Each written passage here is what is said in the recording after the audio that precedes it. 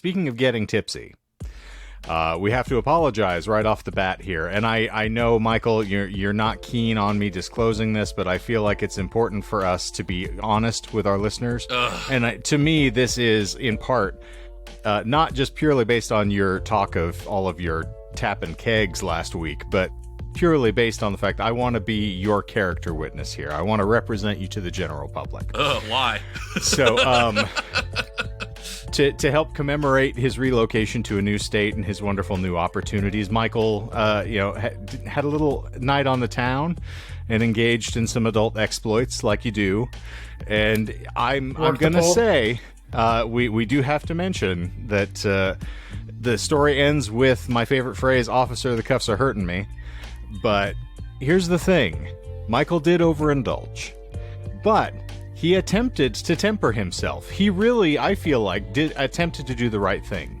So he was very, very inebriated. And he's like, he left his car at the bar, and he elected to take the bus. I mean, that's fine. The only problem was apparently he was too fucking drunk to drive that too. So then the cops get involved. The whole thing was just a problem. And so we're sorry. But he's getting better. He's trying to make better decisions. You know, when you tell them that you want to reenact the scene from Speed, when he's jumping over the unfinished overpass, they don't take it. They don't accept that you're trying to live your lifelong dream. And I'm like, it's on my bucket list as I'm like being thrown to the ground in handcuffs 7 different ways to Sunday. They just didn't care. They don't care about your dreams. They don't. And furthermore, how many opportunities do you get, particularly in the land of enchantment, to actually find a bus with Sandra Bullock on it? I mean, it's just uncanny. Yeah, especially out here, they don't even have overpasses. I had to make my own. Out of all those cardboard boxes and bee spit. Oh, yeah. That is a lot of prep work for this scene here, and then they didn't let you finish? I know! Furthermore, I duct taped my hand together so that I could look like it was a nub, and then I was reading the Dennis Hopper lines from the phone so that, we could really feel like we were in the moment. We were in the full spirit of the thing. Still, didn't impress the police. Nope. So they are hard asses out here. Absolutely just fun suckers. I prefer old Mexico. I'm just going to go on the record about that. So suck on that, whole sound. Definitely better tacos. I have called the state Mexico Junior because someone's like, there's no such thing as old Mexico. Why is this new Mexico? I'm like, well, I like to think of it as Mexico Junior. Because they were making a point like you have like New York and York as opposed to old York. And I'm like, that's Mexico Junior. Mexico 2.0, if you will. What are these guys like, riding over on the boats with Cortez that they claim there's no old Mexico? There is never no Mexico. It was just Azteca. Ay. All right, well, in the famed words of Beyonce, as I said, I don't think you're ready for this jelly. And by the eternal, behold. It is the Disinformed podcast. I'm Shane. And I'm Michael. And I'm Michael. Oh, nicely done. Yeah. Well done. Changing it up. Yeah. But I didn't want to communicate that. I wanted to be completely off the cuff. Well, you definitely threw me off. Now I feel like I should revert to Doc or something, because now that it's not in unison, who knows which Michael is which? Oh, the Dawkins, yes. And I'm the Doc Martens? The Doc Mikens? I don't know. You're the Space Doc, I think, but entirely different context. Spaced out Doc. So, for those of you who are completely blissfully unaware or unfamiliar with the show at large, what we typically do here is we like to delve into random esoterica, and in the course of explaining it, we lie about it. That is the shtick. It's an awful lot of fun for all involved parties, for the most part.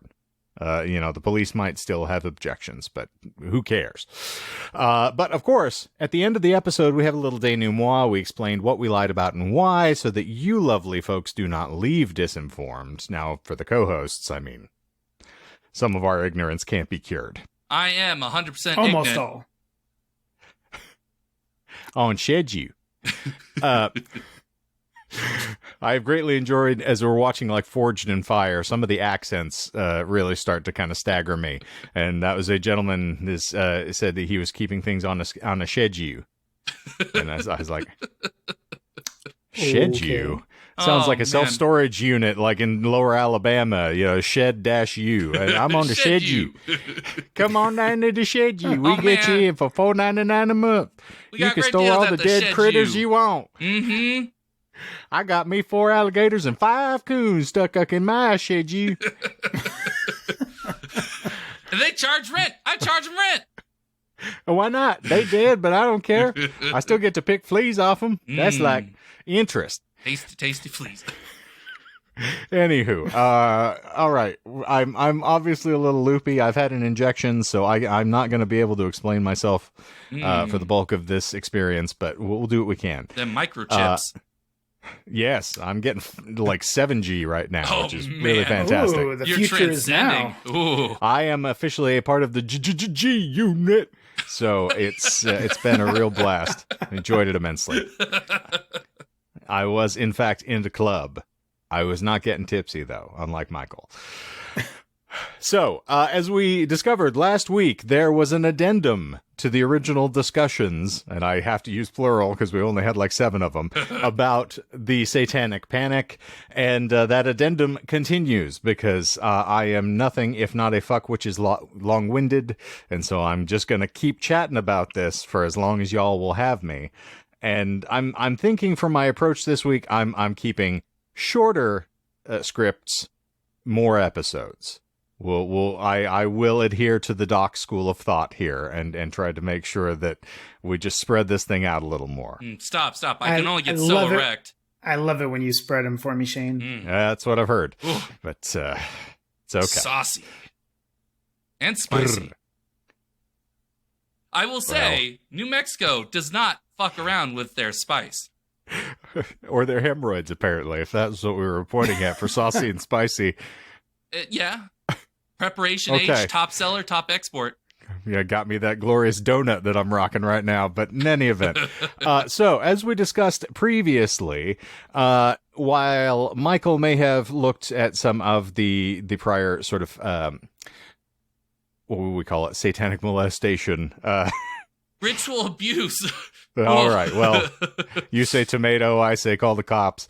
But yes, the satanic ritual abuse, in addition to some of the offshoots of, Dungeons and Dragons being a scapegoat, we're exploring some of the other permutations of the panic as we found them. And in particular, last week we talked about connectivity between serial killers and satanic cabals, at least according to, some random author who just enjoyed making up more Mansons. Manson 2, Manson 4, I like Manson 6, Manson in Space. It's just a fantastic time. That's a Yes. good one. That is my favorite. Though I do Indeed. like Manson 5 into Hood. That's probably my second favorite. The green suit and the little hat was delightful for him, but It was a good recreation. I agree. All the swastika pot stickers were a little too hard to swallow, unfortunately. They were very dry, just very dry. I agree. Hard to chew. Serve them with sauce. That's all I'm saying. Yeah, exactly. A little bit But extra soy. when you throw a baby in a microwave, what are you going to do? So, we're going to move on I thought you now. were making the microwave noise. You're like, He's just picturing it right now. Ding. Humming. Oh, they're ready. I treat my baby cookery as though it's like popping popcorn. You wait until the, crackling has calmed down. At least a second between the pops. Yeah. Honestly, Yes. though, you don't really want to microwave a baby. You want to slow cook it. 350, 6 to 8 hours. Basting, yes. 350? Yeah, little It's going to come out a little charred husk. You got to do it like 200. No, you put it. You clearly have never made a baby before. Yipes. Can't say that I have. You're The right. world's first virgin birth. You're Man, right. you Anyway, got me. Hooked by Okay. God again. I shouldn't have opened this crypt. I knew I should have just left it sealed. Continue But your tale. speaking of crafting or cracking open crypts, which that's alliterative, and crafting beers and cracking open crypts, that will be the next subheading, maybe. So, we did throw in a little brief synopsis for last week here, but I'll say we discussed the rise of the Satanic Panic in the U.S., its connectivity to the rise of serial and spree killers in the American zeitgeist, at the very least, in the 60s and 70s. There is, however, an important aspect of the situation that I think we glossed over last week in attributing these activities to the work of devil worshippers, in that we were also at the precipice of implementing modern methods of identification and treatment of mental illness, which, of course, harkens back to the therapeutic aspects of Michelle Remembers, etc. But this is also why the reversion therapy utilized in the Michelle Smith treatment seems so slapdash and somewhat manipulative by today's standards. True. So, for a little context, psychoanalysis only became the dominant psychogenic treatment for mental illness during the first half of the 20th century, which is glorious to think of. Which, of course, provides... Easy. Vagina dentatum. Providing the launching pad for more than 400 different schools of psychotherapy found today. Ooh. Most of these schools Really? cluster... Yes. That's so many. I will also clarify off the top here, we have 6 lies once we get into the episode.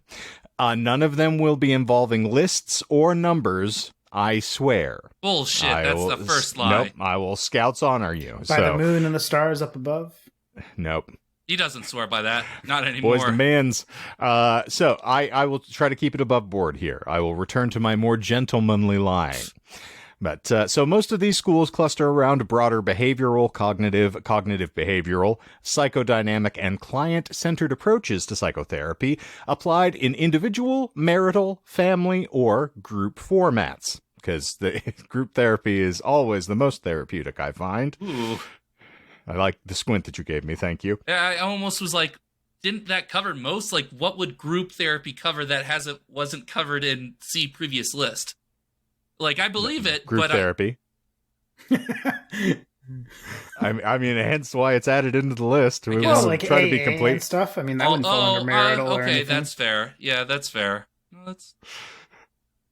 You apparently have not watched One Flew Over the Cuckoo's Nest, but why am I shocked? I mean, there's like 7 movies you've seen. I've watched Nurse Ratched, which was a Netflix show based, or I think it was Netflix. That was like a prequel leading up to One Flew Over the Cuckoo's Nest. That was good, but how did you not see the actual One Flew Over the Cuckoo's Nest? Because I'm uncultured. No, but I mean, like, just seeing Nurse Ratched, wouldn't that have inspired you to go check out, the classic? I am an uninspired person. You're like fair. sour cream, uncultured, and best left in the refrigerator. Bland as... Well, actually, sour cream does have good flavor. Yeah, particularly the kachik I just got is like a picante sour cream, which is delightful. Very well done. In any event, to contrast some of these other therapeutic concepts, the leading somatogenic treatment for mental illness can be found in the establishment of the first psychotropic medications in the mid-20th century. Mushrooms. Restraints... Oh, that's psychedelic. Electroconvulsive shock therapy, which we do love, and our personal favorites, lobotomies, continued to be employed in the American state institutions until the 1970s. That I do believe, but also everyone else is like, oh, yeah, I'll take a psychedelic, give me a shroom, and meanwhile Doc's over here like, I'll microdose some electroshock therapy, why not? That's why he was doing all those presentations for elder care. He like licks the tip of a fork and sticks it into a socket. It's like, honestly, I hate mushrooms. So yeah, I'd probably take the shock. Or just grab the ice pick. Yeah, microdose some lobotomy. They just like go in real quick, in and out, 5 seconds. I don't know. A quarter of an inch depth. Okay. Yeah, I'm trying not to justify severing it. the lateral hypothalamus. We're just poking it lightly. Yeah, just like, come on, do something. Most guys can't even find the hypothalamus. I agree. Not with that attitude. Oh, God. Okay. So, in spite of the fact these things were active until the 70s, they quickly made way for a burgeoning pharmaceutical industry, there we go, for your psychotropics, that has viewed and treated mental illness as a chemical imbalance in the brain. All of this, of course, goes to say that both the etological theories do coexist today in what the psychological discipline holds as biopsychosocial models of explaining human behavior. Can you tell that I was looking at medical manuals? AKA insane in the membrane. Thank you. Dr. Cypress. AKA also see... I like it when you call me Big Doctor. But while individuals might be born with a genetic predisposition for certain psychological disorders, certain physiological stressors need to be present for them to develop the disorder. So sociocultural factors such as sociopolitical or economic unrest, poor living conditions, and problematic interpersonal relationships are also viewed as contributing factors. So it's important for us to then look back at what we were talking about last week, which, of course, the American Civil Rights Movement going on, a significant amount of individuals who were all, terrified of either being killed in their sleep, molested, or otherwise harmed. Like, there's a lot of very interesting components in the goulash that was the American sort of subconscious at this point. Goulash, also good with sour cream. Agreed. Yes, if you want to, chill it out a little bit. So, the slew of Satan-based psychotherapy occurring at a time when a wave of national moral panic was cresting in the U.S. definitely does play a major role in the myriad attributions of aberrant acts to some divine or diabolical inspiration, rather than readily identifiable psychological or physiological disorders, particularly at that time, which will be painfully evident in what I will discuss going forward, particularly in the wrongful conviction of the West Memphis 3, which will probably wind up being part 3, depending upon how much time we spend here today. So, Thank you for the digression. Of course. Good times, but I felt like that was something I didn't really discuss and we didn't drill down on in the first episode, so kind of important to factor into our considerations. Oh, yeah. And I mean, especially when you think about a lot of people and the stressors that they dealt with leading up to, like, we're talking the 50s, the 40s, like, the American experience was a little bit less or more social as opposed to less individual. It was less individual, more social, as opposed to when it became a lot more connected through the 70s and 80s, it became a lot more of an individual terror. Like, you were going to be harmed. You were going to, as opposed to these people are being harmed, like with the civil rights movement and everything in the 60s. There's a lot of cultural rifts that are occurring. There's a lot of socioeconomic rifts that are occurring. Obviously, with the war mentality versus the free love movement, there was a pretty significant chasm between those two schools of thoughts as well. So there was a lot of contention in the country. And obviously, a powder keg just needs one single spark in order to light the thing off. And it seems like they found plenty of candles to throw on top of this particular cake. So glad we've moved on as a society. Yes, obviously, we're far better behaved. I fucking could have come up with a good retort to that. I couldn't. You got me. I'm dead. Live! I wasn't even there. So, as I stated last week, however, this is not to imply that the panic was a uniquely American experience either. As I did refer to, we did have a slew of other satanic activity occurring across the pond.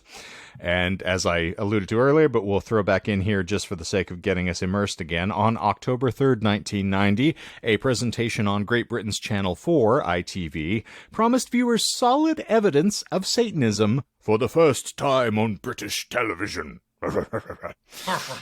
This show, of course, was based on stories elicited from children, describing bizarre ceremonies, which included cooking babies in microwaves, our good old chestnut, killing sheep and drinking their blood, and sexual abuse conducted in tunnels beneath cemeteries, evoking, of course, the climax of the D&D panic in Michael's previous episode. That's like some pretty... that's pretty far-reaching things there. I mean, you got babies in microwaves. Okay, that's pretty terrible. All right, killing sheep, drinking their blood. Less terrible, but still pretty off. Well, not if you're the sheep. Well, less terrible than microwaving a baby. But still bad. But then, like, sex under a tunnel, like in a graveyard. Under a tunnel. I mean, it's not necessarily sex if you're not consenting to the act. Oh yes, sorry, I checked. Yes. Like the word abuse was thrown in there. Yeah, I missed the abuse part. I was like, oh, it's just sex under graveyards. I was like, some people got some kinky shit. We're back in your proverbial brown mile again. So, In any event, the feature's climax, pun intended, was a torchlight visit to the Rock Cemetery, a dilapidated graveyard in Nottingham, where viewers were taken into alcoves and tunnels to see half-burned candles, graffiti, and something that looks like an altar. Ooh, half-burned candles. Oh, Spooky. man. Oh. Wait, is that a lie? No, it's not. Okay. Billy Butcherson told me. But so, since September of 1989, Great Britain has been affected by intense concern about secret satanic cults.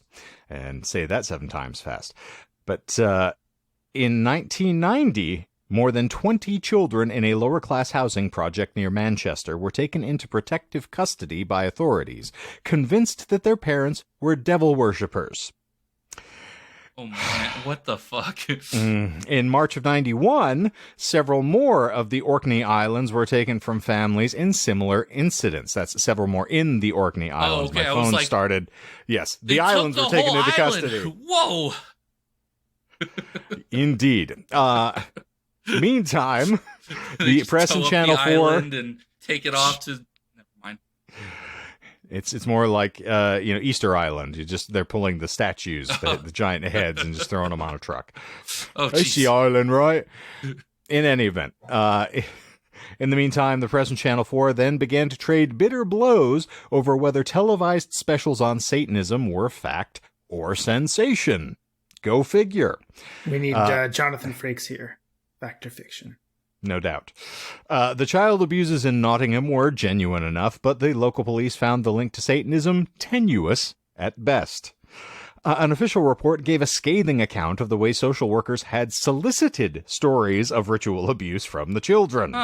The cemetery, authorities added, was also located in the red light district of Nottingham and was used by many younger people as a secluded spot for sex, drinking, and drug use, but not, to police knowledge, for underground rituals. They did everything above ground, above board, filled the above right the permits. Shirt. Yes. Yes. Yes. Over the Just shirt. Petty groping, yes. Yes. Heavy petting. Above board, but still underground. No. Indeed. I said above ground. They said that nothing illegal happened underground. See, this just reminds me of the guy that, wrapped a bunch of tinsel around his testicles. Pretty nuts.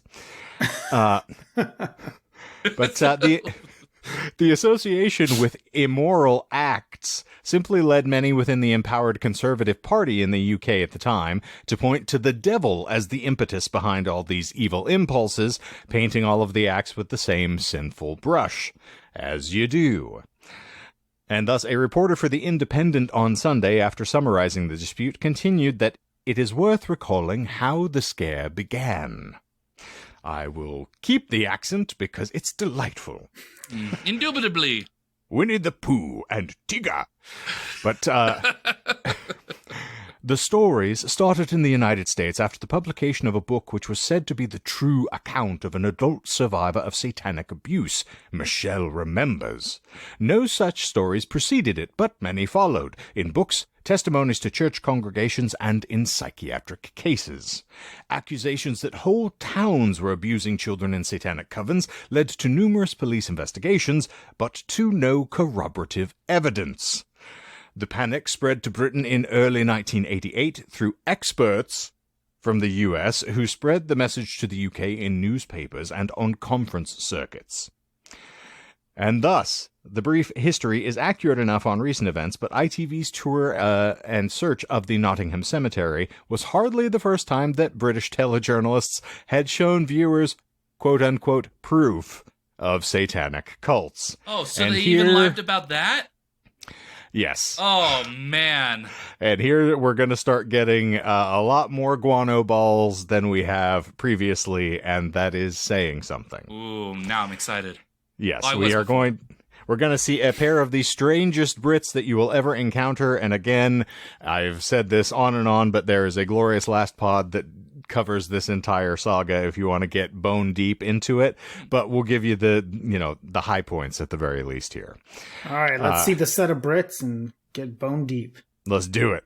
Love a nice set of Brits. Bone me wait. Anyway, continue. Yipes. American commentators on the satanic scare of the 80s have looked for its origins in fundamentalist religion and popular culture models like The Exorcist and Rosemary's Baby, as we alluded to previously. In fact, Great Britain was actually the earliest and most dramatic source for information on Satanism, according to Bill Ellis in his article for Folklore magazine in 1993. The American phenomena, he claims, drew on British traditions that developed early in the 20th century and were disseminated uncritically by police, clergy, and the media during the 60s and 70s, part and parcel to a larger movement by the UK's conservative establishment to combat the liberal-leaning free love, unionization, and independence movements of the era. There were an awful lot of people who were not necessarily thrilled with the monarchy and certainly were angling to get better jobs, hours, and pay. And so this was a quick way to kind of look at the pretty monkey over here and throw up the big boogeyman. But all the important motifs, of course, including the link to ritual child abuse, can be traced to the official warnings of this period. For a further example of how these fears coalesced, we'll need to look no further than the curious case of the Highgate vampyre. Ooh, vampires. No, vampyre. Way different. Yes, there's a Y involved here, which is delightful. Which is not an I, so it is different.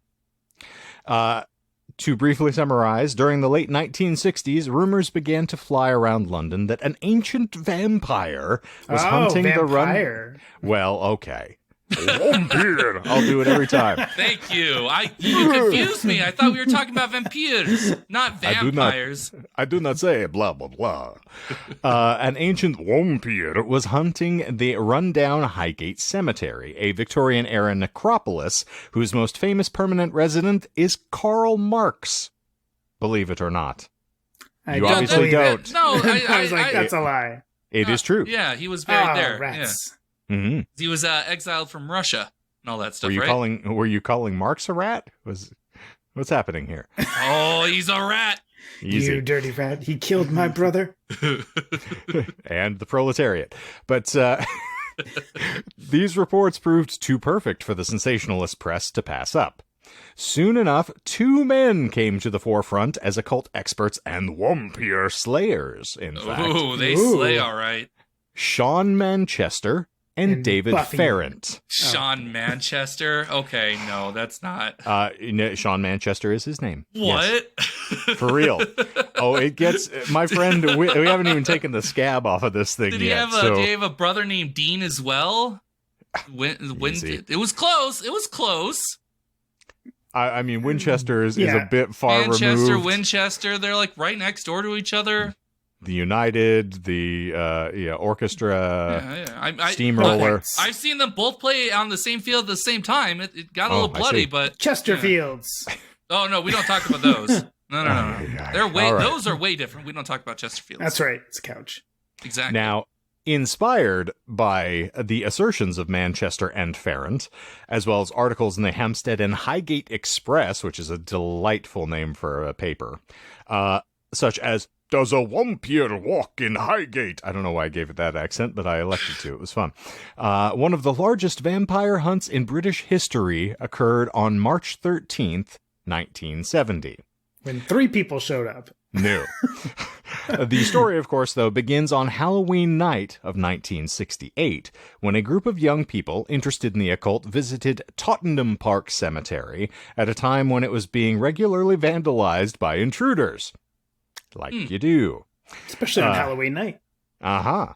According to a report in the London Evening News of November 2nd, 1968, these persons arranged flowers taken from graves in circular patterns with arrows of blooms pointing to a new grave, which was uncovered.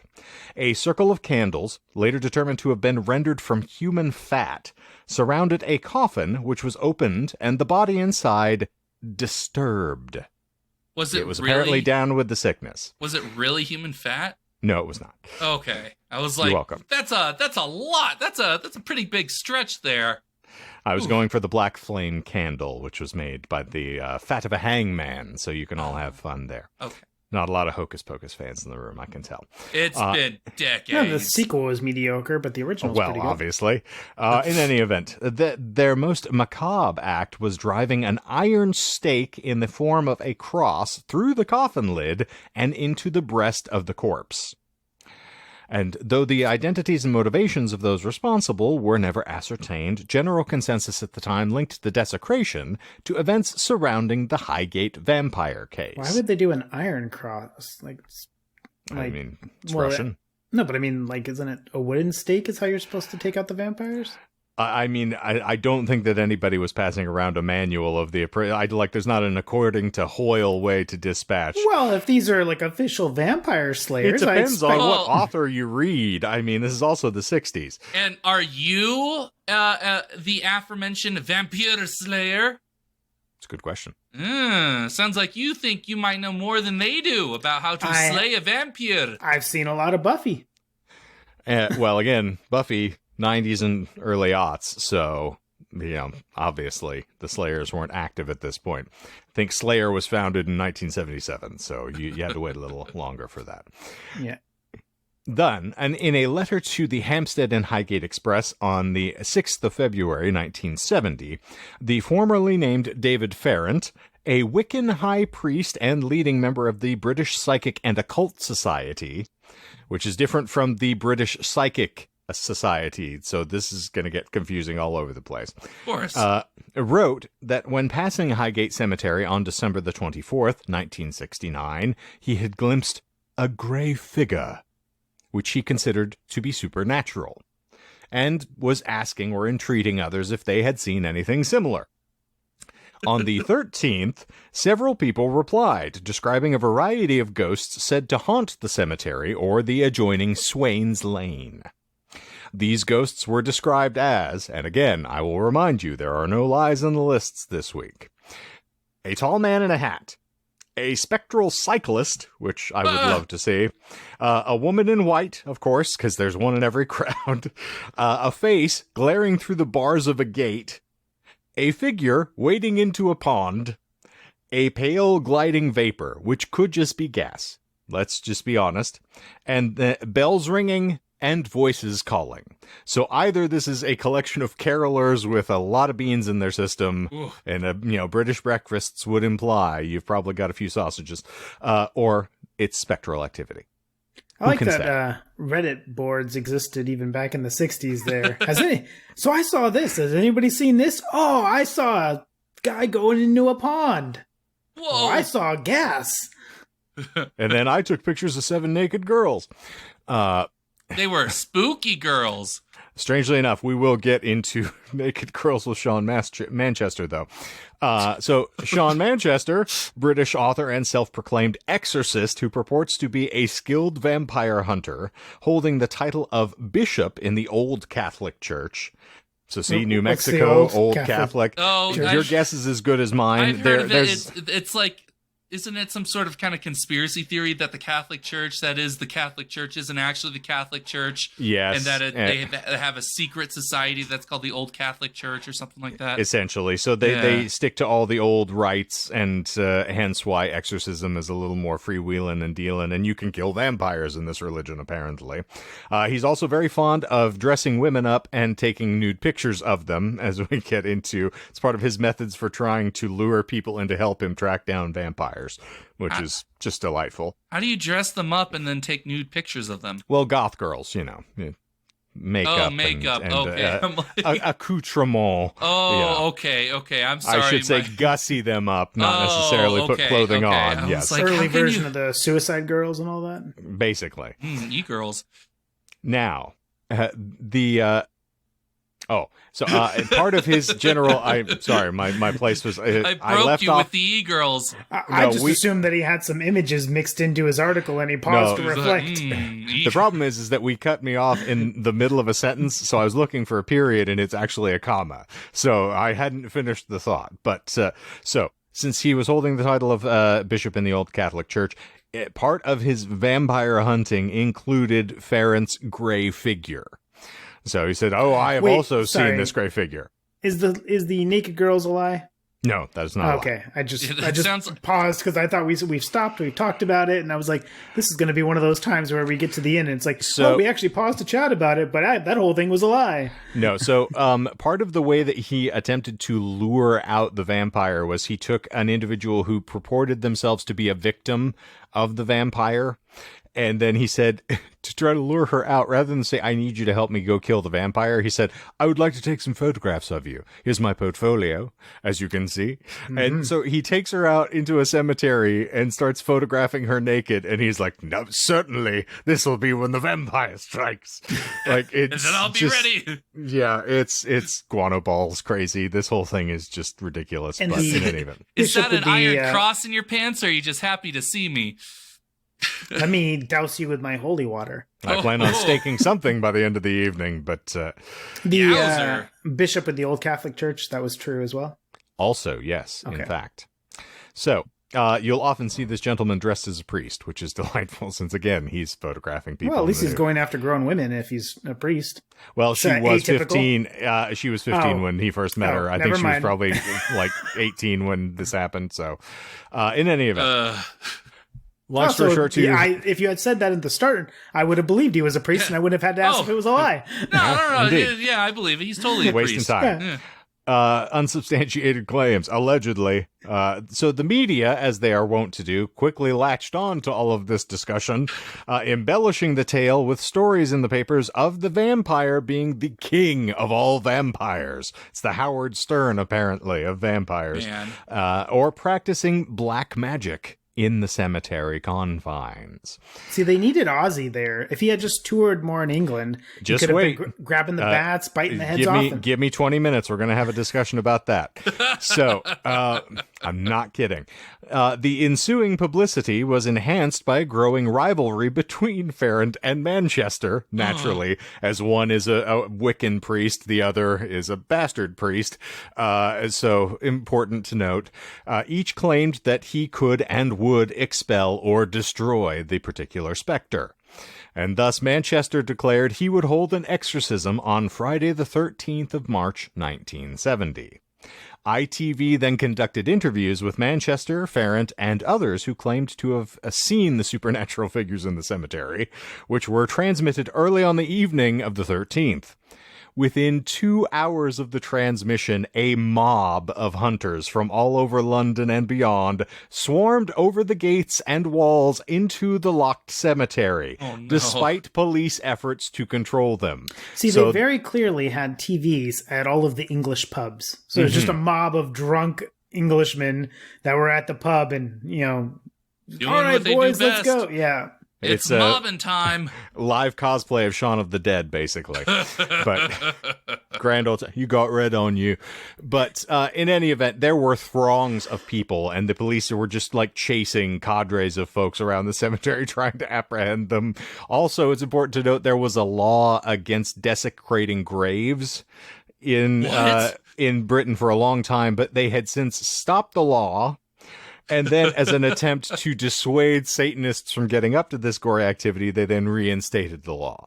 When So you talk there's about like British police chasing after all these vampire slayers, I like pictured like Benny Hill music in my head. Yeah. Very Cassettes. Scooby-Doo, Yes, yeah. Yeah. Running through doors, going one, coming out the other Yeah. side. They Pretty switch much. places. some of them Yeah. are naked girls. One of them is an old Catholic Church priest. Another one is and of course the Wiccan priest was running around with like all of these candles and various ephemera. And he's like dropping stuff, trying to get away. Like this whole thing's just Why can I hold all these candles? It's insane.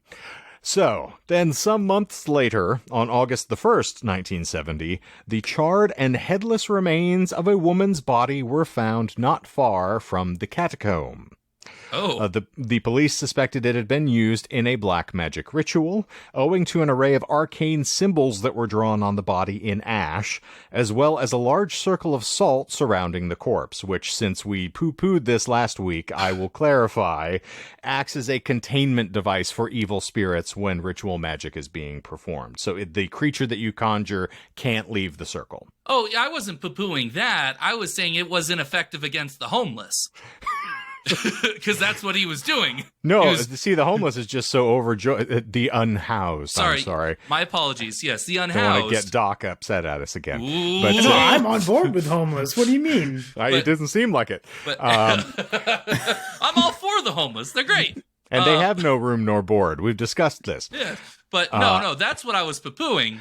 Okay. You know that you cannot also contain them through salted circles. Oh, you can, though, because they are just so overjoyed to see any sort of seasoning. They drop to the ground immediately and just start lapping it vigorously. They are also huge salt and pepper fans. Indeed.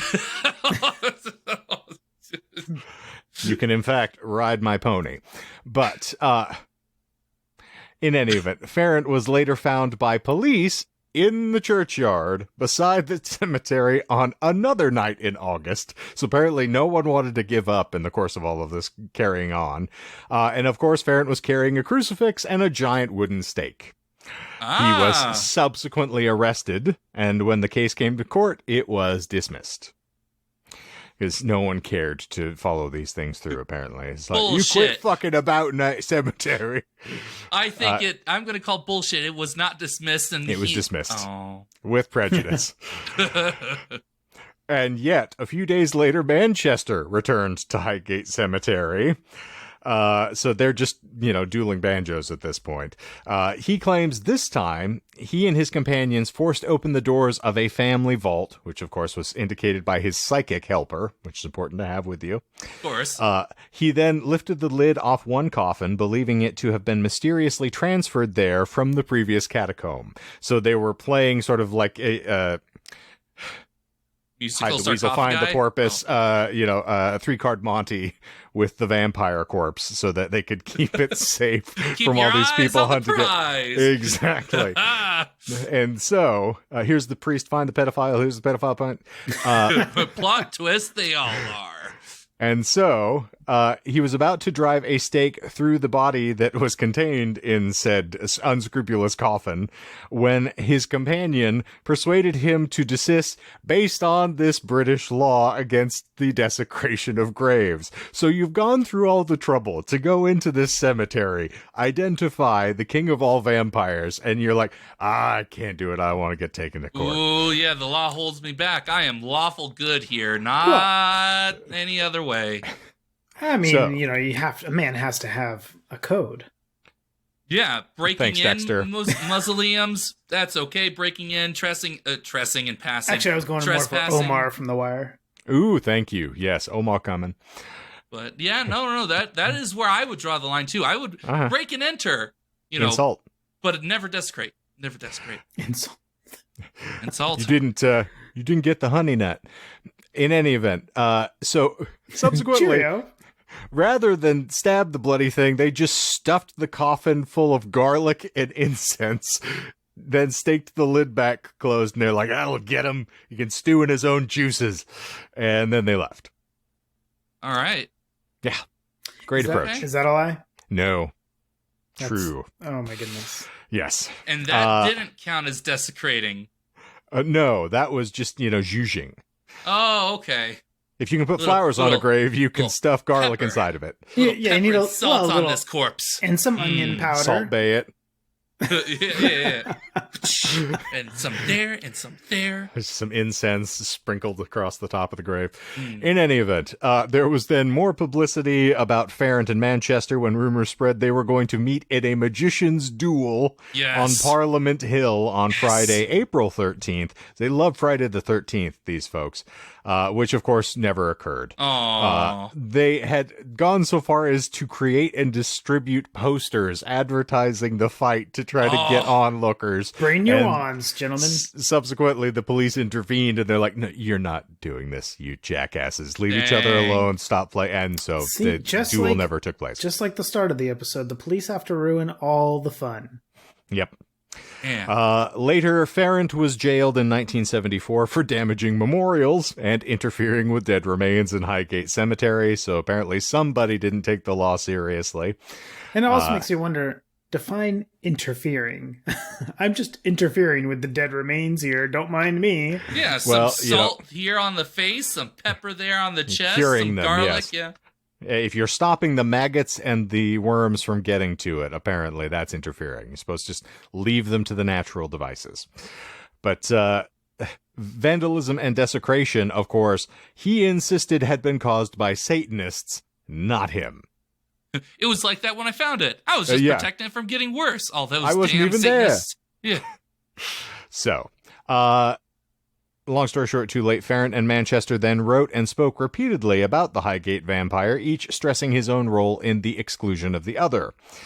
Each attempted to control the narrative around the vampyre, resulting in ongoing animosity and a rivalry between the two, which lasted into the 21st century on message boards, which they were still flaming one another as late as like 10 years ago.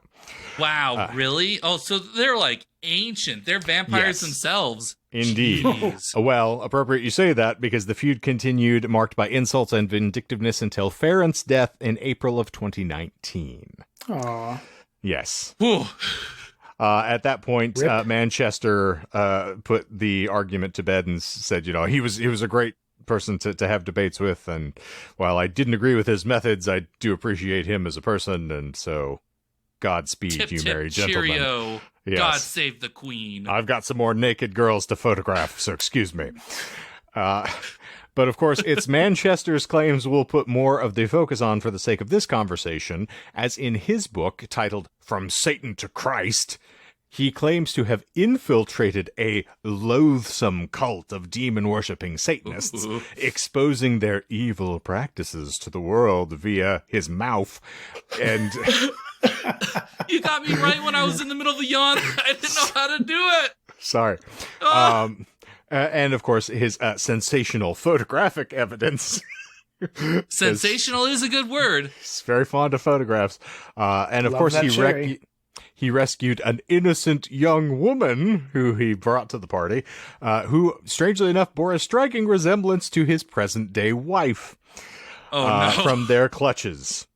Oh, no. And with that spark, touched to the tinder of the British fascination with the occult, from, of course, the exploits of Jack the Ripper to the erratic and confounding enigma of the previously mentioned English occultist, philosopher, and ceremonial magician, poet, painter, novelist, and mountaineer, Aleister Crowley, public fear of satanic cults escalated, culminating in the earlier indicated claims of widespread child abuse in the 1990s. So there's a significant amount of accumulated momentum that pushed us into some of the more grandiose Satanic Panic festivities, let's say, in the 80s and 90s. Apt word. I like it. As the latter incidents were, of course, greatly inspired by the Michelle Remembers book, as we indicated, as well as the McMartin preschool trial, alarm bells began ringing throughout both countries. Accusations involving nursery children being molested by daycare workers who were supposedly part of a satanic cult. Henry. Transcended the threat of random violence by psychotic killers, of course, hitting the average citizen where they live in a different and strangely more visceral way. Because, killing random regular people, of course, is bad, but when you are corrupting the innocent, that is a bridge too far, even for, standard operating fear. So Michelle Remembers and, of course, the McMartin preschool trial are perhaps the most famous reflections of the ritual abuse allegations which beset the 80s with moral panic, but they weren't the only circumstances to create satanic anxiety at the time. Naturally, it also spilled over into pop culture, as we've explored previously, through cinema, video games, board games, and, of course, Tom Hanks films, and naturally, heavy metal music. Ooh. 98 KUPD. Thank you. Thus, with several avowed members of the metal militia in attendance on the call here, I will say with certainty that anyone who has worn, for instance, my Hellraiser t-shirt that I'm enjoying this evening, or a metal-themed tee in public, will face the terrified glares of conservative churchgoers, presuming you to be a villain and fiend of the highest order purely due to your chosen vestments. And this will be brought to bear later when I get into the trial of the West Memphis 3 as well, but we'll start with the impact attributed to the music itself. This segment of the discussion focuses less on the genesis of the Satanic Panic, but more on the blind fear and flag-waving that took place at the indulgent and deluded height of the craze, when simple choices, such as the literature you read or the music you listened to, could brand you a degenerate devil dog and ultimately lead to false arrests and even convictions of capital crimes, which is... Love a good devil dog. Don't we all? Onions, some mustard on that. Oh, I was thinking like cream-filled delicacies, but I digress. So, we will begin this installment where we left off at the end of the last in the UK. For the British, of course, the rise of bands like Black Sabbath in the 1960s and 70s certainly did them no favors in dispelling the rising tides of diabolic hoopla. And yet, even during the height of their infamy, when a wide range of folks purported that the band were devoted devil worshippers, the two most common symbols employed by Black Sabbath in marketing were the Christian cross and the peace sign. Slightly confusing. I don't know how to take this. I don't know how to react to this. Yeah, not exactly the iconography of evil on its face, but when Tristed... Well, you could have a tryst with it, I suppose. Tristed if you were sister, inclined. baby. Oh, I've tristed. So, when twisted by the idea that the band were simply subverting these symbols to their own evil ends, you wind up with a slew of sound and fury, ultimately signifying nothing. That said, however, the connection between Sabbath, the undisputed founders of heavy metal, and I'll fight anybody who wants to claim otherwise, and, of course, the systemic practice of the dark arts, has certainly endured over decades. Beside ritual fear stemming from the band's debut in the late 60s and general public pearl clutching, the idea that Black Sabbath really are Satanists stems from two things.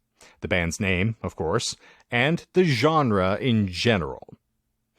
Despite the fact that Sabbath's name and image come from a pre-existing horror fiction culture and not actual reality, this doesn't stop real devotees of ritual magic from trying to link to the band in supposedly true instances of the occult and magic.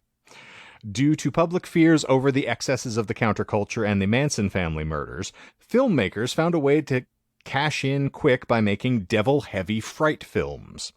In America, American International Pictures, who first came to the public's attention during the 1950s with films such as I Was a Teenage Werewolf and Girls in Prison, made a string of Satanism-themed movies that stretched deep into the 70s, while Great Britain's own Hammer Studios beat out the competition with 68's The Devil Rides Out, which was based on one of Geezer Butler's favorite Dennis Wheatley novels, and 1973's The Satanic Rites of Dracula, starring Christopher Lee, which is delightful and has a really interesting collection of black mass iconography that takes place there.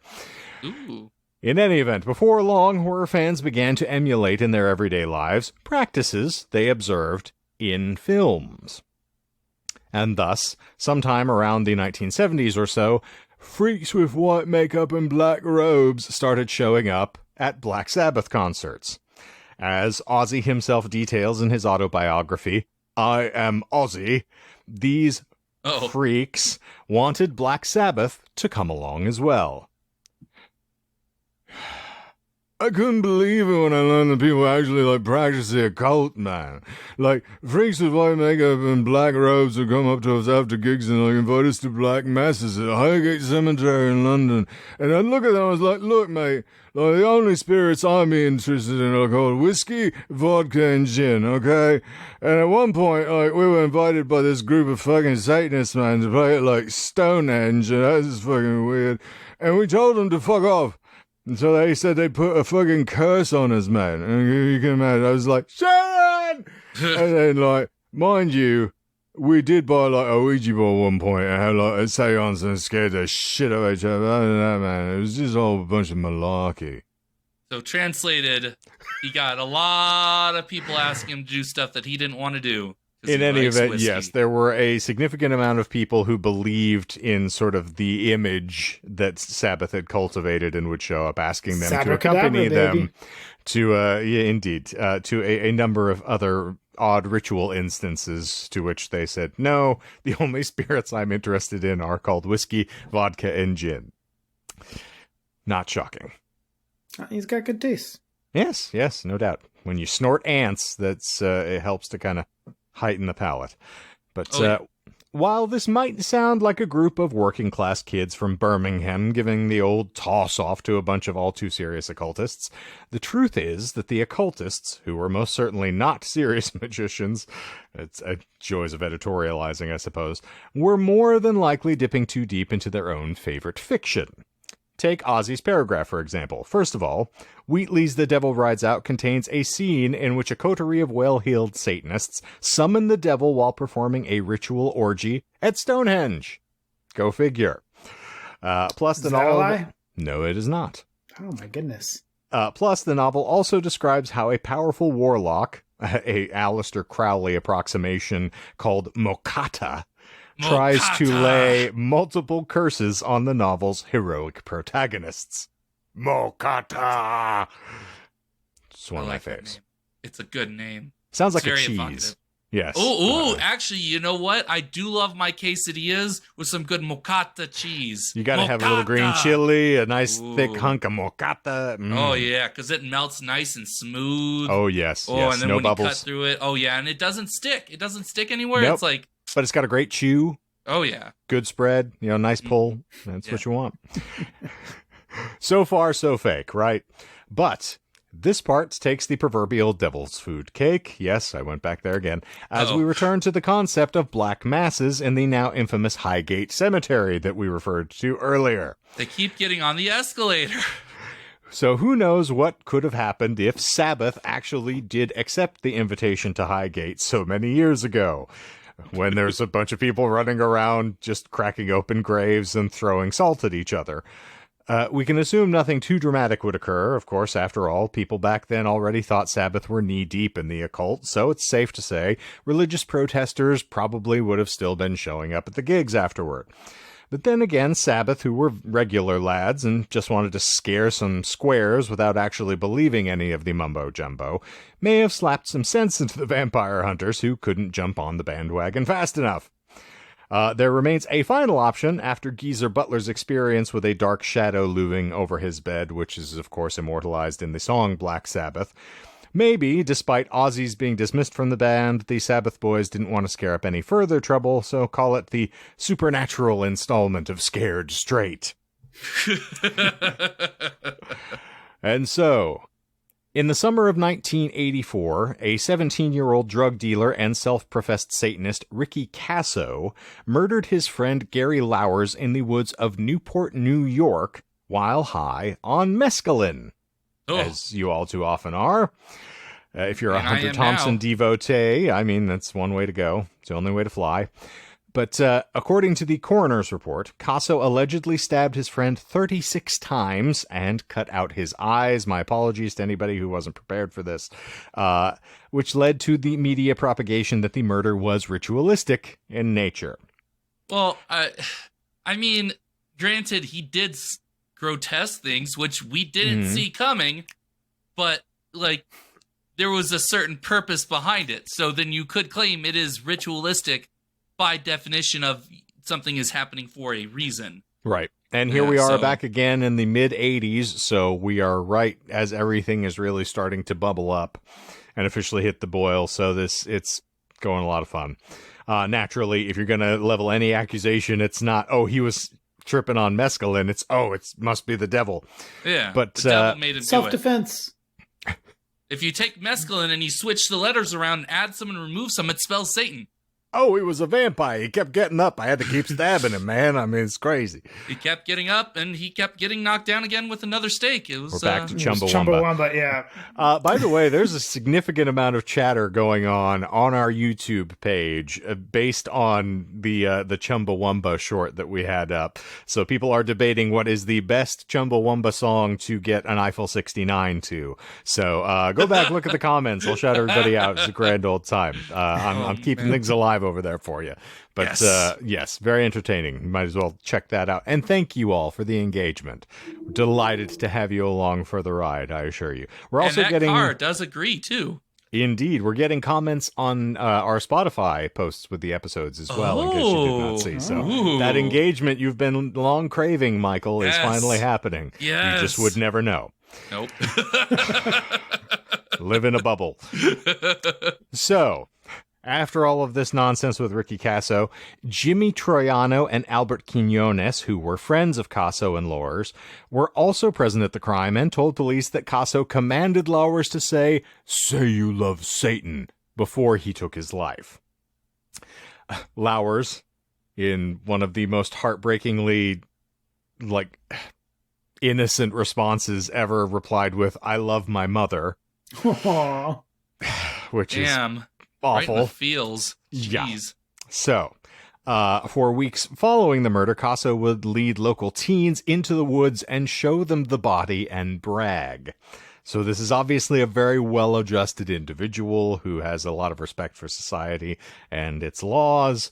Is the I love my mother comment a lie? It is not, no. Oh, that's... I wouldn't. I wouldn't be that know. bleak, my friend. Oh, God. I was just kind of like, well, maybe, because that's just so, heart-wrenching, So I was like... From the guy who was fine with cooking babies in a microwave, saying, I love my mother. Well, because they can't say mama yet, so it's okay. Oh, God. Well, and nobody's actually cooking babies in the microwave, but, somebody actually getting killed and being like, I love my mother. That's hard to hear. To which, these are New Yorkers, so it's like, yeah, so did everybody else around the block, you fuckwit. All right, anyway, sorry. I love my mother. Your mother loves these nuts. What? Yeah. God.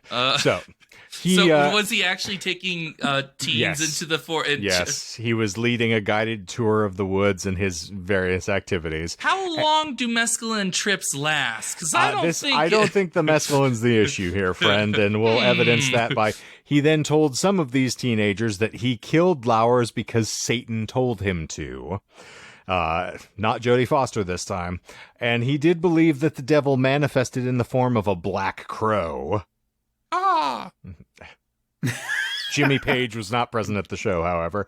And when its caw coincided with Casso asking if he should take Lowers' life, he interpreted that as Satan's approval. Well. Okay. Indeed. The bird told me to. I'm telling you, son of Sam, son of Crow, Crowson. 4 months afterwards, the media then presented Casso as a Satanist who was part of a cult. Go figure. Further fueling the hysteria that was presently engulfing America. The Knights of the Black Circle was apparently the name of the sect that they claimed Casso was a part of, although there was no evidence whatsoever to suggest this anywhere to be found. I think they are the enemy of the Knights in White Satin. Thank you. I feel so moody and blue. But a press release... Is that bullshit? That is not bullshit, okay, no. All right. The Knights of the Black Circle. Anytime there's a reference that I don't get, that Doc gets, I presume that it was a lie at some point. Oh, I see. Okay. No, I was making a reference. I didn't know his. I was making a reference. Shane caught it. Thank you. Well, yeah, that's why I presume that, Shane's smart and everything. Back to episode 1 again. So what's the show about? Let me sit with my legs really open and man spread here. So a press release following the incident was released by Suffolk County Police, which claimed that Casso regularly partook in rituals honoring the devil, and the notion that Casso was a devil worshiper. I'm suddenly from Wisconsin. Is a devil worshiper was further bolstered by his own father, who claimed his son was obsessed with reading about witchcraft and wearing apparel featuring satanic symbols. Most of which, I will note, are Black Sabbath t-shirts which figured regular run-of-the-mill Christian crosses, or, even better, an individual in a fighter pilot's helmet, which was on the Never Say Die album cover, rather than the blasphemous inverted crosses or pentagrams, which are commonly associated with satanic iconography. So they're just anything that you can latch onto at this point is something that they're just happy to raise, like, oh, it's all Satanism. It's just the guys in bug-shaped helmets that look a little weird. They're wearing overalls, for God's sakes. Overalls are the Satan's pants. I mean, if Slipknot's to be believed, then yes. In any event, on the day that Casso was arrested, he was wearing an AC/DC shirt for instance. And this, of course, led to the inevitable association between heavy metal and the atrocities by mass media. Well, that's terrible because AC/DC is not even heavy metal. Easy. It's for those not. About to rock, we salute you. Correct. Rock. It's rock and roll. I'm not arguing with you. Rational. But the man clearly was on the highway to hell. Logic. He's ringing hell's bells at the very least. And on the razor's edge, no doubt. But naturally, also religious figures and concerned parents, also looking for a scapegoat, readily clutched onto this as well, linking him to the killings of Richard Ramirez. Was the AC/DC shirt a lie? Sorry. No, because you asked that last time, too, and he told you, again, no, it wasn't. Yep. And then you almost had the argument about heavy metal music then, too. Wait, I did? Yes. You called AC/DC time is a flat circle. a lie. I have zero recollection. It's okay. Of There's a lot of things happening. So, in any event, I don't know if you would call this a happy ending or not, but Casso would dispatch himself in prison less than 48 hours after being taken into custody. Oh, it didn't last long at all. Speed ran that. Yeah. Obviously, a very well fortified spirit for that man. Or kind of like the Nightmare on Elm Street movie there where Freddy kills the guy in prison. Maybe Satan was just finishing the job there. Oh, I thought you were going like Epstein, like they had to kill him to shut him up. Satan killed Epstein. It makes sense. It's all the cults, man. Oh, man. It if all only makes we had sense. known. Ooh. It was the process all along. We got to check the flight records. Maybe Satan was on the Lolita Express. That was actually my favorite tag team from the 80s. Not the tag team you're thinking of, though, like professional wrestling, okay? Calm down. In any Also sensational. Thank sensational you. Sherry. I don't think she was involved in the Lolita Express. I'm sorry. Gail Kim was. So, as Casso was naturally a heavy metal, or as we'll call it, a hard rock fan as well, particularly of Ozzy Osbourne and Judas Priest, it didn't take long for the association to congeal in the minds of the general public. However, it wasn't a single atrocity linked with heavy metal music and the artists making it that caused all the hullabaloo. In 1988, a Geraldo Rivera documentary There it is. called Devil's Worship, Exposing Satan's Underground. Like, isn't he hairy down there? I thought it was supposed to be like hooves and long pants. Yeah, Satyr, or something like that. Satyr, Satan. Yeah. Satyr. Satyr. Satyr, I hardly knew her. Damn near killed her. The documentary aired depicting metalheads as blood-drinking, grave-robbing, sacrilegious cretins who do not use their left and right turn indicators. Indeed. It then went on to discuss a series of murders involving young people linked with devil worship. The most notorious of them was Thomas Sullivan, a 14-year-old who stabbed his parents, or his mother specifically, to death, and just so happened to also be a fan of Black Sabbath. There's a very common theme running through this for Rivera specifically. Curious. Ozzy would appear as a guest via satellite, and when asked about the connection between his music and a number of the crimes that had been mentioned, he was more or less cut off before he could actually give any substantive defense. Also curious. Well, there was probably like a 2-minute pause, and Rivera was just waiting for him to talk, and he was like, okay, I guess I'll just go. Don't insult his stammer. He has to take a minute to formulate his thoughts. There's been a lot of cocaine in that brain. He's riding off the rails on a crazy train, okay? That he was. What do you say about your music being associated with all this murder? You gotta understand, man. It's like, it was the first time I put pants on. I cut my penis in the zipper. It really sucks. If you ever get your twig above the berries, man, it's really awful. You know? Okay, well, that's all the time that we have for Mr. Osborne this evening. Thank you. Shit! Again! Let's talk about bands! It hurts! That's the last time I eat lasagna before I go to my grandmother's house. God damn it. Oh, the burning! Oh, the burning! All right. So, there's, of course, no denying that some perpetrators of violence are metal fans, coincidentally fascinated with Satan. Crazy, there's some overlap there. It's on that particular pie graph, I imagine. You know, it's a decent swath, but issues such as mental health and home life are often ignored in these instances in favor of sensationalist fear-mongering when creating a killer profile. And the fear that heavy mental, pun intended, the fear that heavy metal contained lyrics encouraging people to self-harm or hurt others. Man, I'm really just stammering all over the place too. here. Hurt others, man. I mean, it's not throwing it's that not heart wrong. sign. It's The devil loves you. Metallica's first album was called Kill 'Em All and had a song called Jump in the Fire. So, And that was about hurting people? Yeah, you had to hit the lights. But and seek and destroy.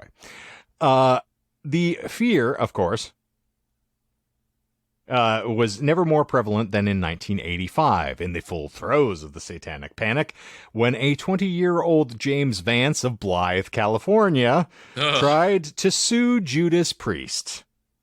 After a night of partying, Vance and his friend, 18-year-old Raymond Belknap, there's a name that rings just resoundingly in my mind forever. A map, yeah.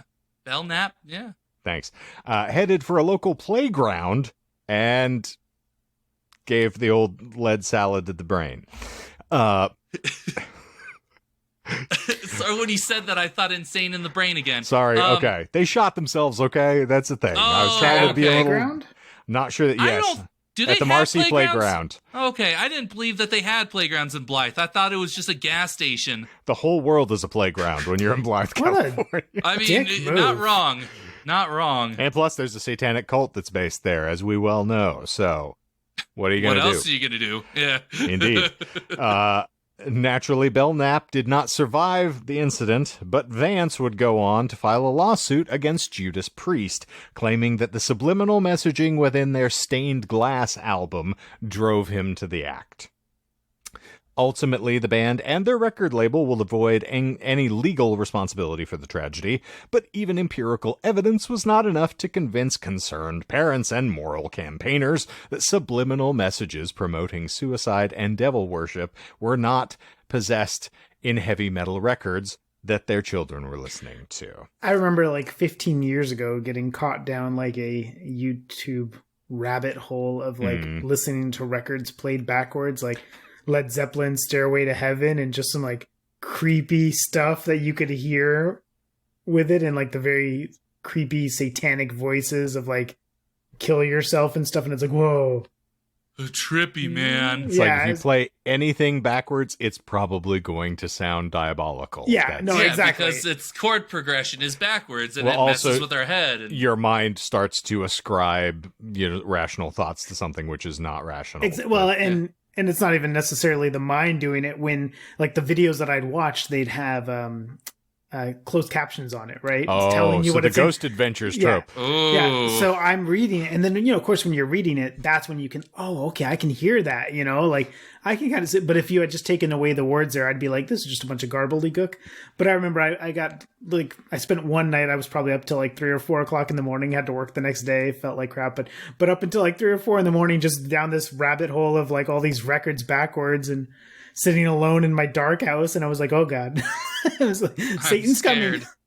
Michael is now going to discuss the joys of the electronic voice phenomena for us here. White noise effect? Like yes, white noise? And mean, hearing like, ghost voices in the white noise. Yeah. That's the whole movie. Yeah. Which I almost watched when it came out, but I was too much of a little baby. It's not that scary. Plus, it's Michael Keaton. He's Batman. He can fight it. Michael Keaton's in it? Ooh. You didn't know Michael Keaton's in White Noise? How dare you? Nope. I started doing this last night with Melissa. We were running down. I started like ascribing individuals to films to, try to make connective tissues for her. And I was like, oh yeah, Michael Madsen was in this. She's like, who's Michael Madsen? I was like, okay, he was Mr. Blonde in Pulp Fiction. She's like, I didn't see Pulp Fiction. I was like, okay, he was in Kill Bill. He was Bill's brother, Bud. It's like, yeah, I was like, it's Virginia Madsen's brother. It's like, who's Virginia Madsen? It's like, okay, I've realized I'm fighting a losing battle here. I'm the only idiot who sits and thinks about these things. So anyway, sorry. Dug too deep. Indeed. I digress. I digreg. But as I detailed in my episode on the Ozzy Osbourne suicide solution controversy previously, in 1985, a community known as the Parents Music Resource Center, spearheaded by that great stalwart women's libber Tipper Gore, made up the playlist of songs they deemed inappropriate for young listeners. The list, dubbed the Filthy 15. Ooh, Another is of that my what they favorite called adult films. Yes, it was called The Filthy 15. Go back and re-listen to that episode. It's a delight. Oh, man. Was used to serve as a template for proposed proposed legislation, regarding how albums should be rated, suggesting that they should come with extra warnings if the content pertained to sex, violence, drugs, and alcohol, or the occult.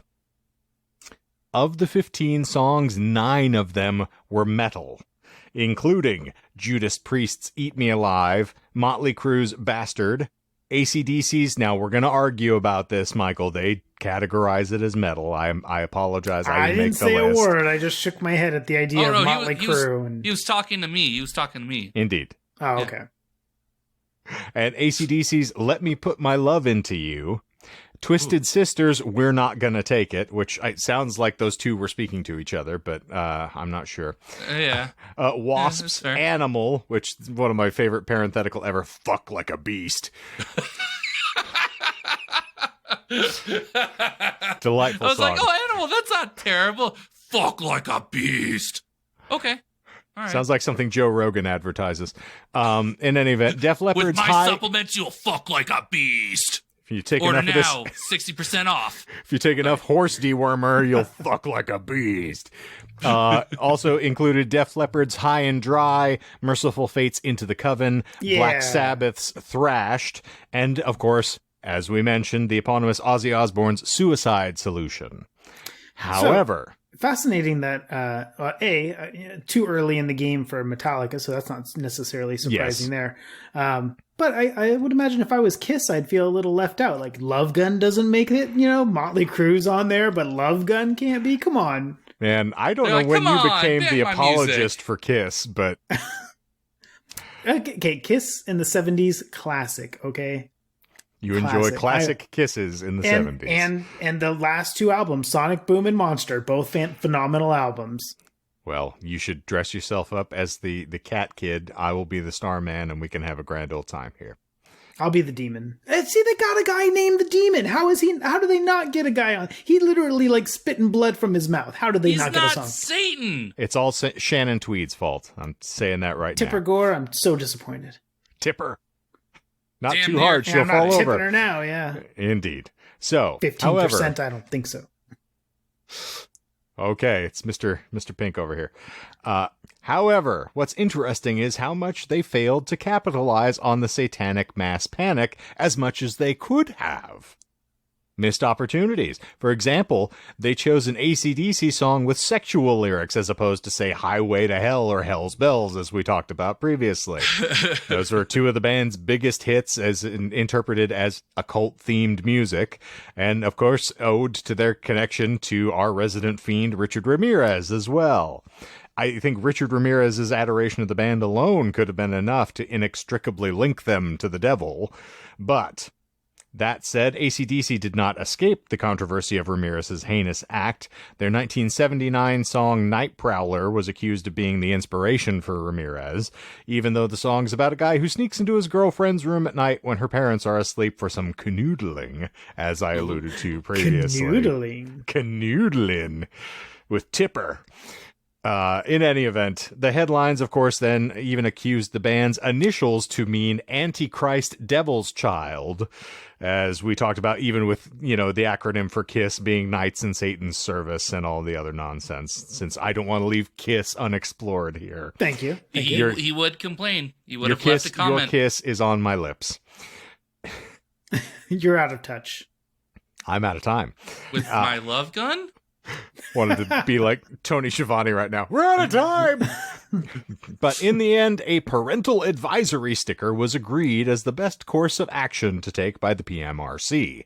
However, while that's far more than fair considering the lyrical content in most of these songs is not appropriate for children, so parental Yeah. advisory seems reasonable enough. Yeah. It does typify the conservative attitudes held towards metal music in particular at the time.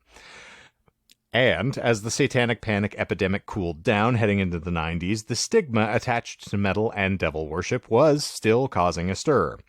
Plus, For all example, those stickers. Oh, sorry. I was just going to Go say ahead. all those stickers. just encouraged people to Yeah, buy exactly. the It was albums. just like Yeah. it was like I remember being a kid and going through the record store, and it's like, oh, that doesn't, E for everyone or whatever it was. Like, oh, that must be lame. Ooh, this one must be good. Well, it's the same idea as when you ban things, it becomes cool to want said thing that is banned. So It's exactly that, yeah. But it goes a step further because it's not just like, okay, it's been banned and now you don't know about it. It's literally advertising like, these are the ones you want. Which unfortunately then, or fortunately, encourages other people to be more grandiose in their sort of posturing, as we'll talk about with Marilyn Manson, who was the glorious parental and religious nightmare come from the devil's dreams themselves. But of course, after Columbine and the tragedy there occurred, they very quickly leapt to villainize him and use him as a scapegoat as well. Of course, he has proven in the subsequent years that he is worthy of the slander, that's fine. Well, that's still in a different matter. regard, yes. I'm saying that it's music. still Allegedly. it's still alleged, and like some people have recounted their things there, or recanted even. Yes, recounted. Sorry, recounted. They recounted, then recanted. They recounted. Yes, they recanted. So I'm just saying that, like, I gotcha. It might not be as. We got an apologist on the line, ladies and germaphobes, but I'm a torch-bearing I am not an apologist. I'm merely saying let's let the facts play out. When people are suddenly recanting their stories, I don't want to vilify somebody necessarily. Oh, yes. He has certainly comported himself in a very fine and upstanding fashion over the course of all of his time between. So one of my friends actually was on tour with him for a significant amount of time, and that is why I will throw the slander, because according to the stories I've heard, he is a repellent piece of shit. At least that is what I have heard. So I met him once. I mean, it was only for like 20 minutes, but he was nice when I... Man, you so met he everyone. You met the mayor of your city. You met Marilyn Manson. Hobnobbing, canoodling, in fact. You met Jerry Poppin' Daddy's lead singer multiple times. And now he's going to kill him? The UFC champ, Tito, whatever his name is, made him breakfast. You don't even know his name? I don't. I took a picture with him. I met him and stuff. Tito is it Ortiz. Like Ocho? Tito Ortiz, Thank you. Yeah.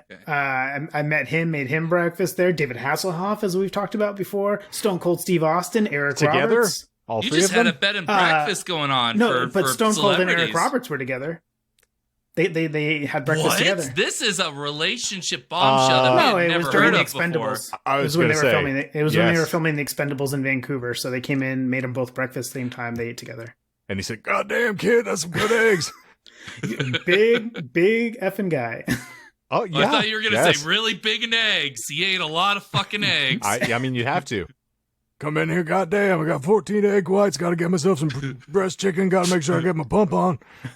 But no, yes, apologies for Kiss. Not apologizing for anybody else. I was just, wanting to throw it out Manson. there. Yes. Okay. All right. Thank you. You've covered our ass for the litigious out there.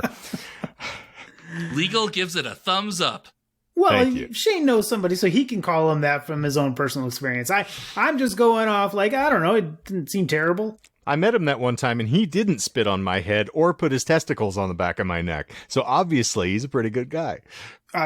Yeah, I mean, what more can you ask for? But if Doc asked for it, all we can judge anything on is our empirical experiences. I completely understand. So yes, I don't want to cast aspersions, even though he's a piece of shit. So, well, it's not a dispersion if it's right?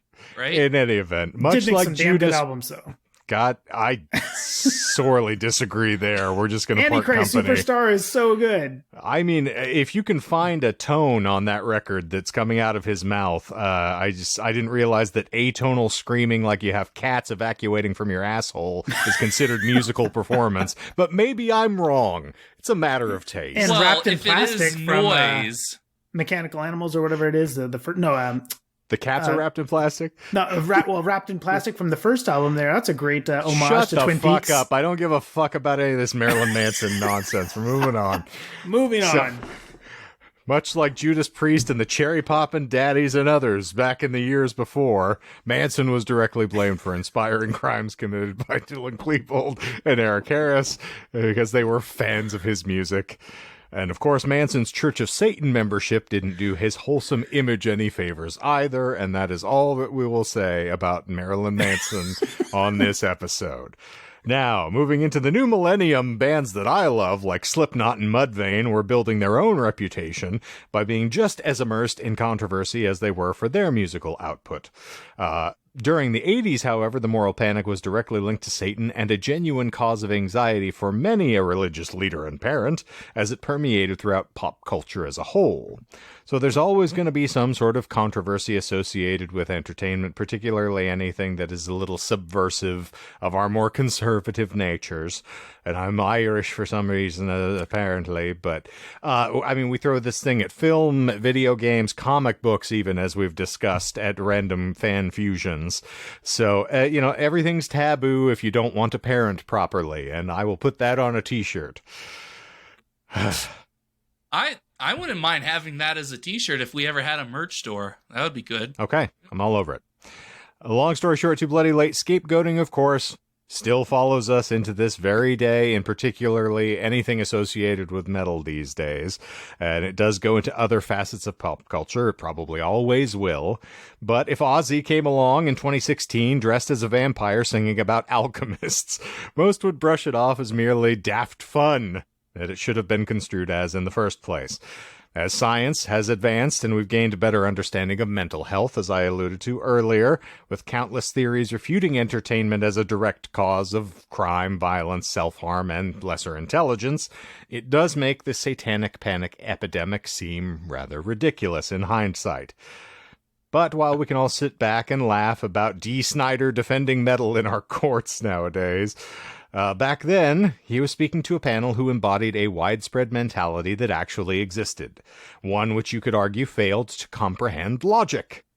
Sure, you could argue that society continues to baffle when it comes to logic in certain circumstances, but it is rarely the devil blamed when it comes to contemporary outrage.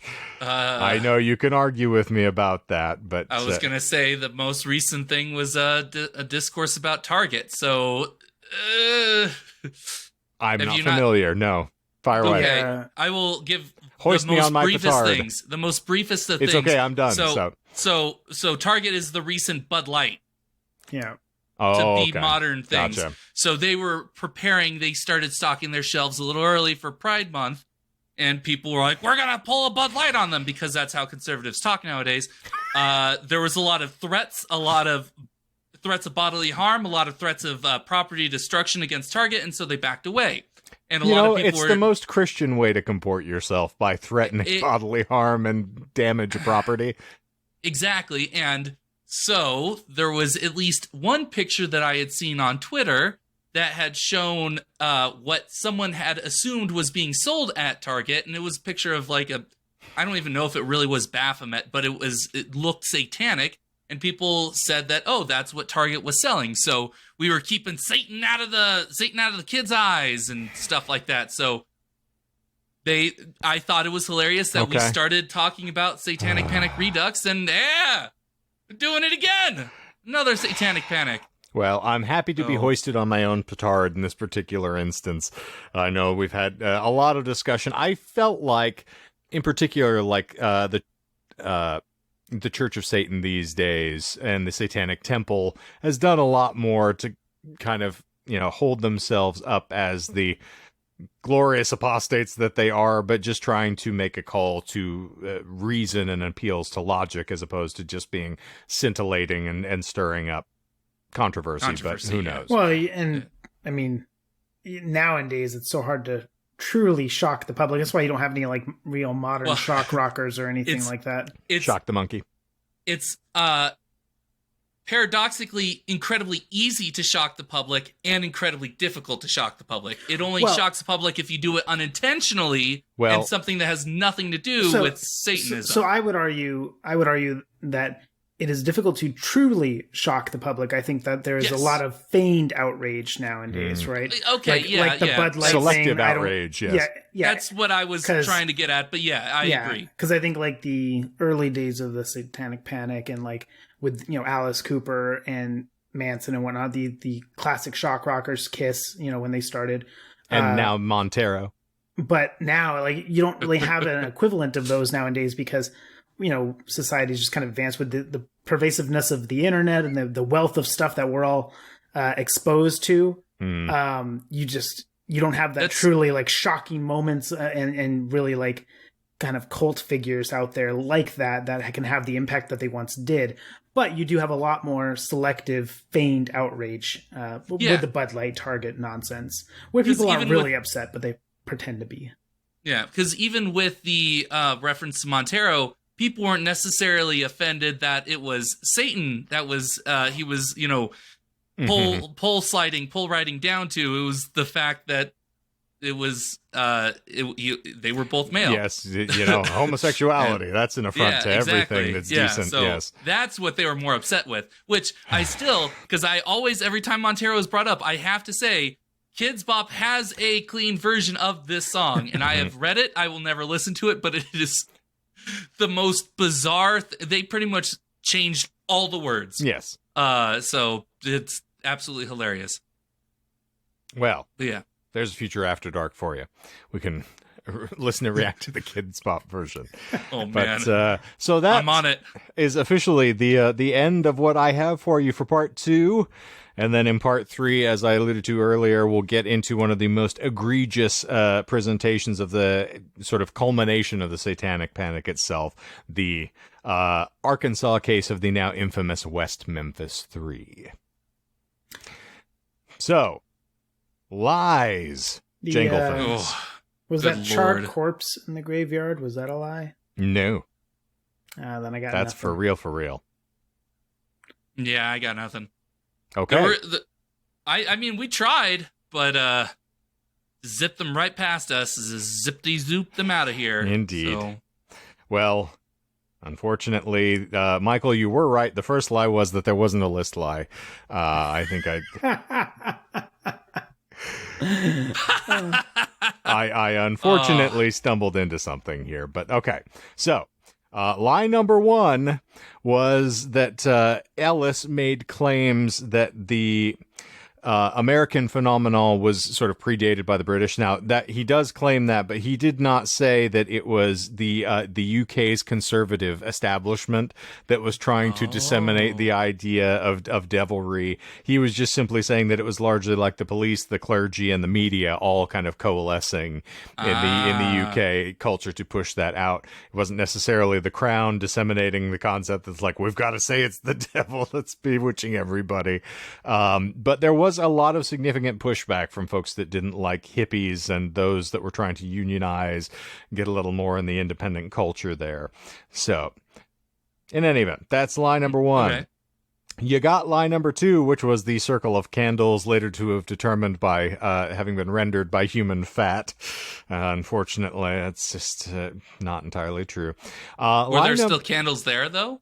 Yes, there were still candles there. Oh, okay. They just weren't made of human fat. Yeah. Now, that said, Michael was close to, or I should say, no, Doc was close to a concept here by asking whether the charred, headless remains of a woman's body was a lie.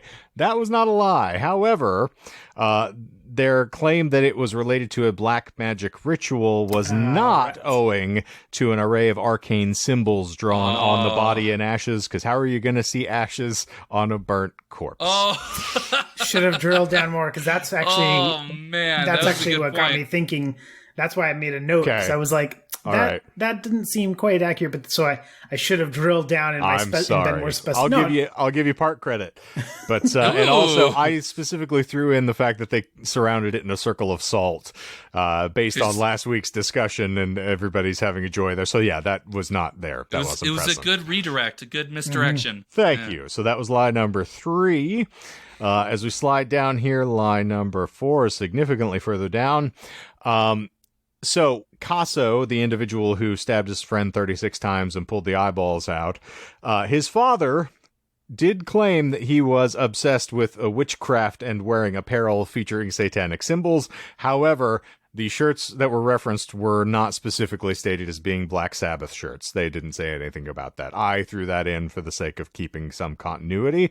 And specifically because if you see the album cover for Never Say Die, that helmet is very interesting. It's kind of insectoid. So I can imagine somebody looking at that and getting their, hackles up about it. So that is line number 4. Line number 5 is 20-year-old James Vance of Blythe, California. He did not live in Blythe, California. God damn it. Yeah, I swore somebody would have jumped up vehemently to declaim that as being true. But I thought about I called bullshit on the playground. Yeah, I thought about chiming in, but then you guys started talking about Blythe, and Michael wasn't calling it, so I was like, okay, I guess this must be true. A reasonable claim as to why I didn't submit the lie at the time. No, because it so naturally worked itself into the conversation because we actually kind of like, and you know what? We should start calling these things more often, Michael, because it was another example of where we've stopped, discussed something, and then that turned out to be the lie. And I tried to catch us earlier on that because I was like, this happens a lot.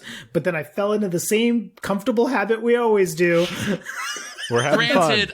I believed it entirely. I was making a joke because Blythe is a desolate wasteland that nobody likes to stop in. Unless you're from Blythe, in which case it's a beautiful town to visit when you're getting gas. It's awesome. He's lying. He hates everything about you and your life. Never get gas there. Get gas in Quartzsite. It's like always at $3-4 cheaper. So there you go. So the list lie, I will say, is a couched caveat here for lie number 6, insofar as it was at the end of a list, but the joy of this is if anyone had been paying attention to my previous episode, you will have known that Ozzy Osbourne's Suicide Solution was not actually a song on the Filthy 15. That was a lie I used in the episode when I was displaying it, and I called it back here to see if anybody was going to have been paying attention. So technically, it's part of a list, but it is a callback lie more than anything. Listen, Shane, man, we've already established that I don't remember when I have said stuff before. I know. So how am I supposed to remember when you've said something? I apparently had the exact same conversation about the AC/DC metal thing. Still don't have a clue. Don't recall that in the slightest. It's okay. And we'll have it again. Indeed. A third, fourth, next fifth episode. time. We'll get there. You laugh about that, Michael. Give it a few weeks. I'll forget this moment. And then AC/DC will come up in metal and I'll be like, I don't think AC/DC's metal. And you go, oh dear. Was AC/DC actually a part of that episode? So the song that was actually on the list instead was Venom's Possessed. That was the that's a good actual choice. song. That makes more sense, yeah. Indeed. I'm a big fan of Def Leppard's High and Dry, personally, but that's me. So there you go. Those were the 6 lies in the midst of a significant amount of nonsense that was occurring here. And that takes us through the first 17 pages of my 23. Oh. And so next week, West Memphis 3 to bring the hasty conclusion to my discussion of the Satanic Panic. Part of the year. Ew. Thank you. Well, actually, it doesn't have anything to do with this current episode. I suppose it can wait till an after dark. I was just curious because we touched on Dick Tracy last time. If you had stopped to visit, No. I was busy trying to find gainful employment and then going and getting myself stuck with needles and all the other nonsense that occurred. So no, I have not had an opportunity. As life has found a way to throw itself in front of me at this point. So unfortunately, a lot of circumstances, not the least of which being that yesterday was Maisie's birthday. So yeah, it was a grand old time in the good old household here. So I've been distracting myself with other things. I realize like when I need to feel comfort, when I am thrown out of my general rhythms, like an easy sign is I watch way too much Tarantino. So I watched like Django Unchained 3 times, started watching like Once Upon a Time in Hollywood today. So I realize that's my way that I try to find equilibrium as I go back and start watching a significant amount of Tarantino. So I was lost in the wasteland there, but I will spend a little time and investigate some Dick Tracy. Okay. Yeah. Well, To end on an upper note there. I can end on a funny story that when I was a kid and going through Blythe, because there is a reason why you would stop in Blythe, and that is because there is a Denny's in Blythe, California. Give it. So, and this actually deals with my first car that I ever got, a 2001 Chevy Malibu. That year, when my parents got it, brand new, we decided to take a trip out to California. And because it was 2001 and me and my sister were fairly young and needed to entertain ourselves for a 6-7 hour drive, my parents decided to shell out a little money and get a portable VHS player that had a little monitor, which was like 5 inches, like diagonal. So it was tiny as shit. But that shit, like, you plug it into a car, you don't need a battery. Greatest thing huge, ever. But it was great. Yeah. So this is the time where I actually learned that I can get motion sick if I stare at a screen for too long, especially if it's a very tiny one. So we stopped in Blythe, California, which is right on the border of California and Arizona, and had breakfast, because we're one of those families that if we're doing a trip, we leave really fucking early so that we get most of the way through before lunch. So I had strawberry waffles at Denny's. Absolutely fantastic meal.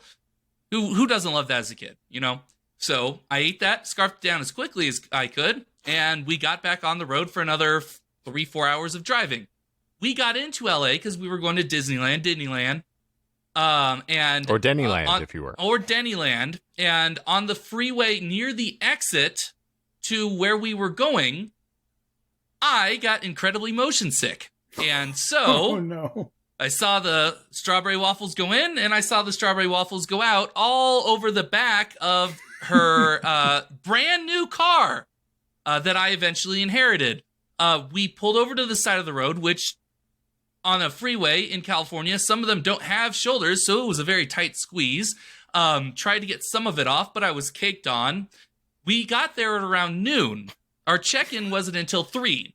So my parents, in an act of desperation, kind of paraded me into the front lobby so that the people checking in, people would take pity on us, and they did. They let us check in 3 hours early so I can get a shower. And for the next 3 or 4 years, on very, very hot days, if you sit in that back seat, you would have the faintest whiff of strawberry. The faintest. Sir, so that's also why I don't really like Blythe, California. Yet you don't believe in spiritual energy, but you believe that the smell of strawberries regurgitated by a human being can endure in like car upholstery for years. I mean, if it cakes in it, if it goes in deep enough. Sir, that story was rancid. That story was a grand slam. Sounded more like moons over my hammy to me, but that's my interpretation. There was a lot of hammy. One of my favorite Denny's moments, there have been myriads of them in the course of my life. If we just did like an all Denny's after dark, I'd be here for an hour and a half. But one of my first and fondest memories of going to a Denny's is all of my family was up in Phoenix. It's strange how we do that in reverse, because we come down from the White Mountains to go up to Phoenix. But we were visiting family there, and we were not going to have the traditional Thanksgiving meal with anybody. We didn't want to interrupt. So we all went to Denny's to have the Thanksgiving meal.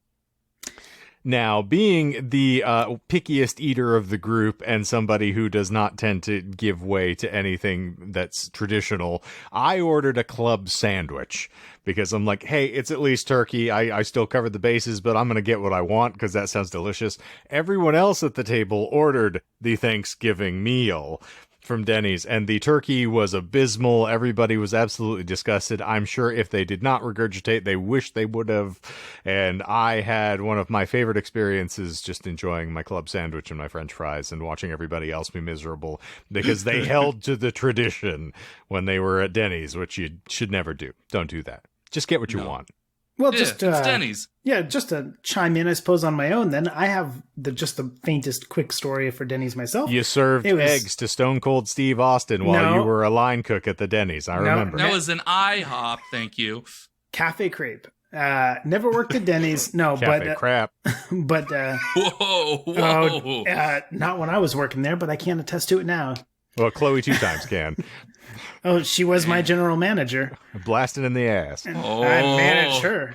But hazelnut spread? No. Nutella. There was some crepe batter being had for sure. Little baby batter, little crepe batter. Just don't know what you were doing with that little wooden spatula thingy. You gotta flip it. Yeah, well, you gotta dunk it in water, get it a little wet, basically, before you swirl it good around. luck with that, fuckwit. It's easy when you look like this, sir. Easy. All right, continue. I'm sorry. No, I was with the Denny's thing. It was that actually just happened to be the place that Elda and I went to just before Cordelia was born because we had to go to the hospital, and so we just She was conceived at the Denny's? She wasn't conceived at the Denny's. It was the last meal we had before we went to the hospital, and it was like, nope, you're gonna have the baby now. We're gonna go ahead and do this. So it's like we went to the Denny's and was like, well, what to have here? And I was like, you know what the heck? I'm gonna get the T-bone steak at Denny's just because who orders a steak at Denny's? Why not? And so it's a memorable meal just because it was something that we had, and then it wasn't supposed to happen. Like Cordelia come in as early as she did, and then it was just going to the hospital. Oh, never mind, we're staying here now, and she's on her way. So that was kind of Denny's is prominent in my head there too, just because it was an unexpected meal to go to. From the way that the story started out, I thought you were going to be like, her water broke, and I took her to the Denny's. No, it's tradition. So we're doing the Lamaze in the corner of the bench, just. We're gonna go soon, honey. The order's almost ready. My biscuits and gravy aren't here yet. They forgot the butter. Just give it a second. They're on their way. Do you want I want another cup of coffee. They're remaking the pot. Don't worry about it. They don't have decaf. I mean, what sort of cretins are they here? Don't even have crepes. What sort of establishment is this?